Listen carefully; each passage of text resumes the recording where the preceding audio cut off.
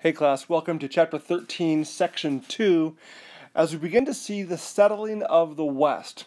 Last section we looked at reasons why they came west, and here we're going to see a little more of the settlement of that. And the main territory being traveled to by the pioneers is the Oregon country, the Oregon territory, located today in the Pacific Northwest, Washington State, Oregon, Idaho, and even into Canada.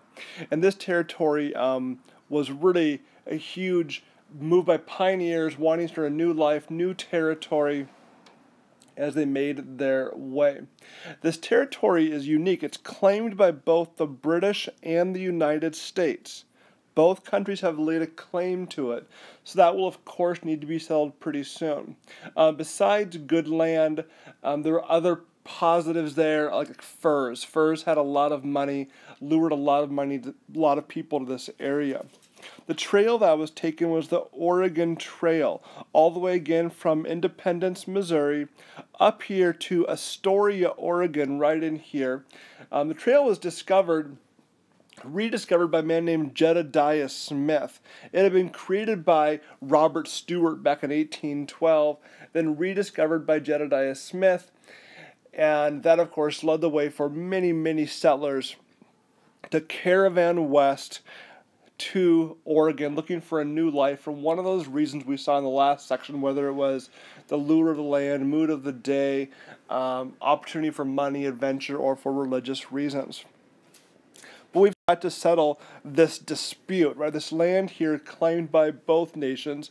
And when James K. Polk becomes president in 1845, one of his campaign slogans was 54-40 or fight. 54-40 is the line of latitude that runs right along here. This here is the 49th parallel and is the current border between the United States and Great Britain. Well, James K. Polk, a big-time Manifest Destiny guy, says, hey, if we don't get the land all the way up here into Canada, 54-40, we're going to fight you for it. The reality was, Polk didn't want to go to war, so in 1846, the two nations settled on the 49th parallel to be the dividing line. This here is the northernmost part of Washington State today. This line here, the 42nd, is the border between Oregon and California today. That's going to settle that dispute.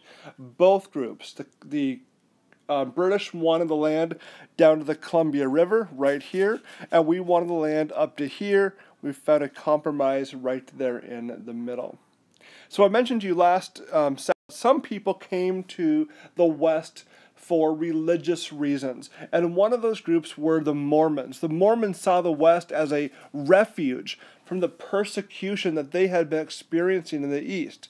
And so they organized themselves and they made a great trip to the Great Salt Lake in Utah, this very deserty, desolate land. They had tried Michigan and they had tried the Northeast, but had faced a lot of persecution from people they lived by. And so they're going to make their way behind the leadership of their leader, Brigham Young. They're going to come. Notice the Oregon Trail is the green one. It comes, and we're going to see the Mormon Trail go off it in the Great Salt Lake. And then, of course, this is the red, the California Trail we'll look at here in a moment. And so by 1877, there were 140,000 Mormons living in this area, an area that seemed to be pretty desolate and unlivable, yet they made it livable. And then I mentioned also last section, another big pull was the opportunity for wealth. And of course, the gold rush had hit California, primarily northern California. See the map here. Here's the California Trail. The Mormon Trail would have gone right here. And gold is found in these areas where the gold color is located. And the Treaty of Guadalupe Hidalgo, haven't talked about it yet, is going to end the Mexican War. Well, just 10 days before the wars ended, gold gets discovered on Sutter's Fort. John Sutter, pictured here in the middle, is a Swiss immigrant, and he had been given some 50,000 acres and called it Sutter's Fort. And gold is found. And gold for a lot of people was their ticket for great wealth. and people are going to begin to stream to California by caravan, covered wagons, some using a clipper ship. However they could get there, and as fast as they could, they came streaming. In 1849 alone, now 1 year, over 80,000 men came to California. And these men became known as the 49ers, coming to strike it rich. Very few would, but most did. And by the fall of 1849, the people of California made a strong push to become a state. This was a very, very quick process for California to go into statehood, but by 1850, California had become a state. They had written a constitution which prohibited slavery, so they are a free state. Slavery gone, California is a state. I do want to mention this California Trail. It was a branch of the Oregon Trail and blazed by mountain men in 1846, giving people a way into California. The trail became an important route for seekers and settlers.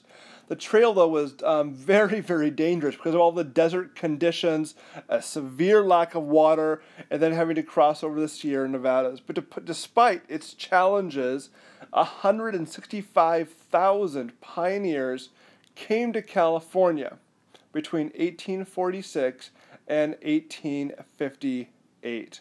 So a large push, a lot of reasons for a lot of folks coming to California and to Oregon. Now, next section, we've got to figure out what to do with Texas. Because, of course, Mexico wants it, and so does the United States.